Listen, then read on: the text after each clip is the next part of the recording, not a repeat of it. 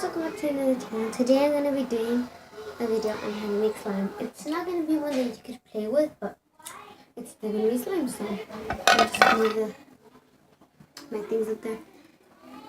Never mind, I'm just going to keep it here. It's a towel. Okay, so anyways, let's get straight into the video. Okay. The materials you need is some Nexxus shampoo. This is the shampoo I use. I use Nexxus. Sorry if you can't really hear my voice, but Nexxus shampoo. Some baby shampoo. I'm using Besitos de Oro. That's in Spanish. And you're also going to need some toothpaste. Also, something to mix with. I'm just going to use it's just the tip of a toothbrush. You can use that and something you're going to mix. Okay. So let me get a bit set in here.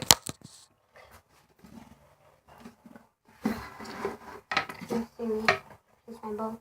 Tina. Alright, so we're first going to start off by getting your baby shampoo. And you're going to add it into your container. The baby shampoo. Okay. Shampoo. You're going to need a tiny little bit of toothpaste. You don't want a lot. Just a little bit. Okay. Then you want to mix it. It has to turn into some liquid. Liquid like water. It's going to turn like watery. It has to turn that. Because the Nexxus is kind of like your solution. The Nexxus is, I love it. It's like, you know how when you do slime, sometimes with like glue, wire, borax, and water. This is kind of like the borax solution of the Nexxus. But anyways, yeah, we're going to start in by adding and some Nexxus. And then you're going to want to mix it again.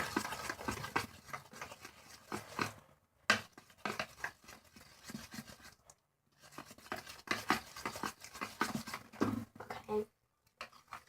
When you start to mix, it starts to get like